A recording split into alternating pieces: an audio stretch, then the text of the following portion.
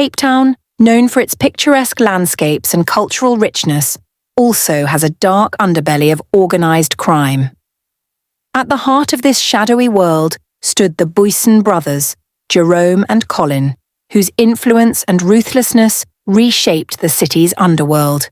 Raised in the gang-ridden neighbourhoods of Mitchell's Plain, their journey began as survivors of poverty and violence, turning them into hardened leaders of the infamous Sexy Boys gang. Initially, the brothers operated at the fringes of the criminal world, engaging in petty crimes. But their sharp wit and audacious strategies soon allowed them to climb the criminal hierarchy.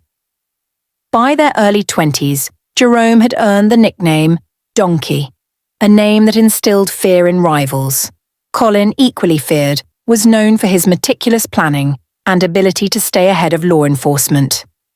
The Booysen brothers' notoriety skyrocketed when they took control of Cape Town's lucrative drug trade. They expanded their operations to include heroin, cocaine, and methamphetamine, locally called tick, ensuring a steady cash flow into their empire. Ruthlessness defined their operations. Rivals who refused to cooperate were swiftly eliminated, their deaths serving as chilling warnings to others. Their network extended into suburban and urban areas, infiltrating nightclubs, bars, and even schools. The brothers cemented their dominance by bribing officials and corrupting law enforcement, creating a near-impenetrable shield around their operations. With the drug trade flourishing, the Booysens diversified into the nightclub protection business. Their henchmen patrolled Cape Town's nightlife, ensuring owners paid for protection against vandalism and rival gangs. Jerome, charismatic and commanding, spearheaded negotiations with nightclub owners, while Colin enforced compliance through intimidation and violence.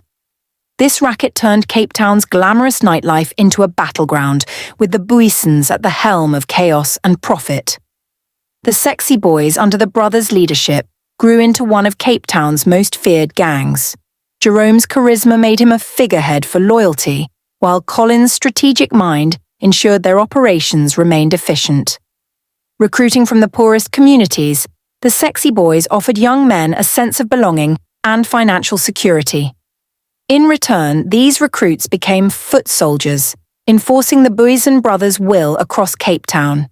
The Sexy Boys' rise brought them into conflict with another powerful gang, the Americans.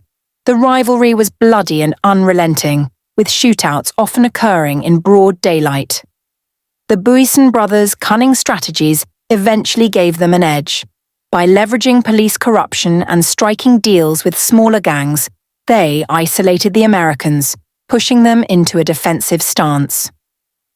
Realizing the limitations of local operations, Jerome and Colin forged alliances with international criminal syndicates. These partnerships allowed them to import high-grade narcotics directly, cutting out middlemen and increasing profits. Their dealings with South American cartels and Asian drug lords elevated their status, making them untouchable by local rivals. This global reach transformed the Booysen brothers into icons of Cape Town's criminal world. Key to the Booysens' success was their ability to corrupt law enforcement. From low-ranking officers to high-ranking officials, bribes ensured their activities were overlooked.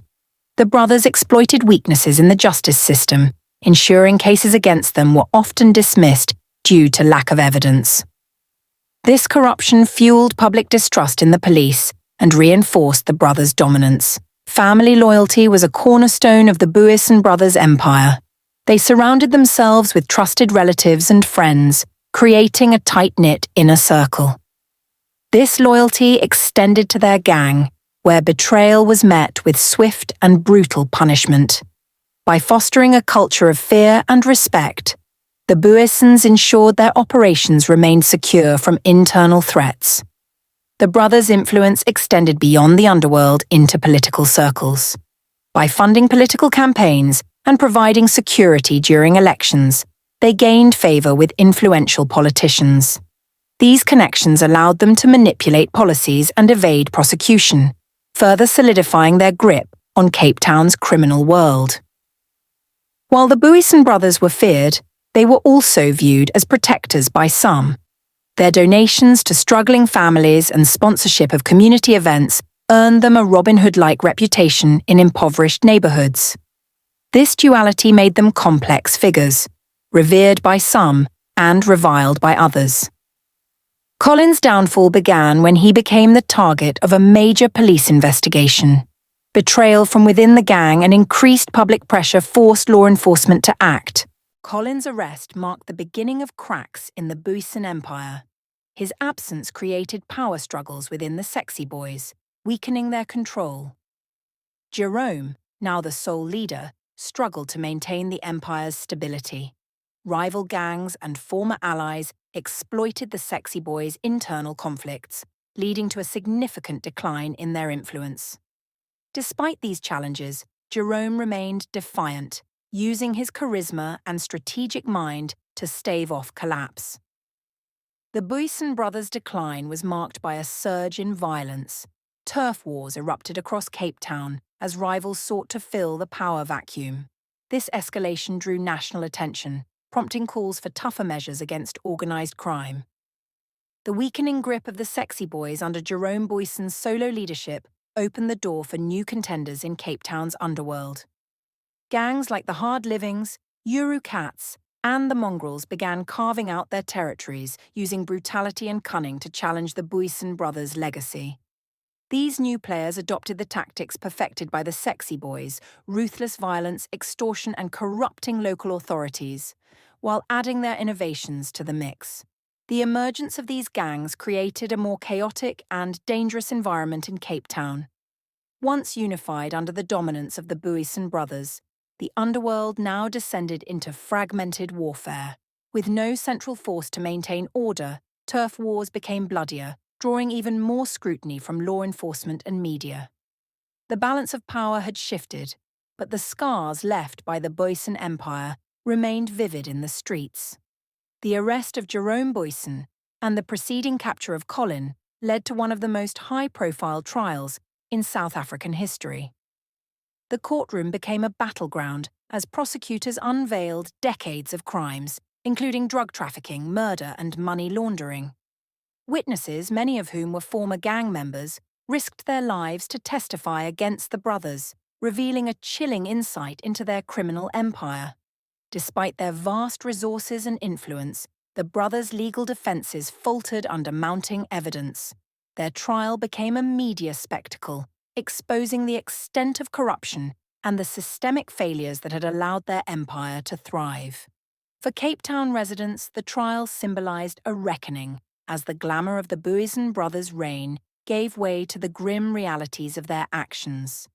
Though imprisoned, the Booysen brothers' shadow loomed large over Cape Town. Their operational strategies, ranging from intricate drug smuggling routes to sophisticated money laundering schemes, became blueprints for aspiring crime lords. New gangs emulated their organizational prowess, while rival leaders sought to surpass their infamous legacy. In the communities they once controlled, opinions remained divided. Some residents still viewed them as reluctant anti-heroes who had provided stability and resources, while others saw them as the root cause of endless violence and despair. The brothers' legacy was a bitter pill for Cape Town to swallow, a stark reminder of how unchecked power can corrupt an entire city. While the Booysen brothers were the faces of the Sexy Boys, women played an equally pivotal, though often overlooked, role in the empire. Many acted as trusted confidants, running financial operations and serving as intermediaries between the brothers and their business partners. These women were instrumental in laundering millions through legitimate enterprises such as real estate, retail stores, and nightclubs. Others played a more covert role, smuggling drugs, hiding weapons, and even orchestrating hits. Their involvement ensured the empire's smooth operation, often shielding the brothers from direct exposure. However, these women paid a heavy price, facing imprisonment, violence, and public scorn as the Booysen brothers' empire unraveled. The fall of the Booysen brothers initiated an aggressive campaign by law enforcement to dismantle the Sexy Boys gang. Police raids targeted known hideouts and strongholds, resulting in the arrests of key gang members and the confiscation of drugs and firearms. These actions, while necessary, were met with resistance as remnants of the gang retaliated violently, targeting police officers and informants.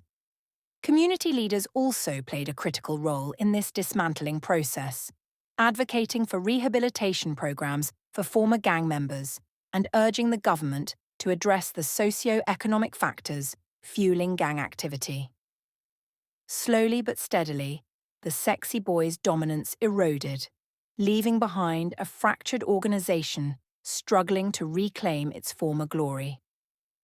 The Booysen brothers' reign and subsequent downfall ignited a nationwide debate about the root causes of gang violence in South Africa. Community members and activists called for significant reforms in policing, education, and housing to address the systemic poverty that had birthed the gangs.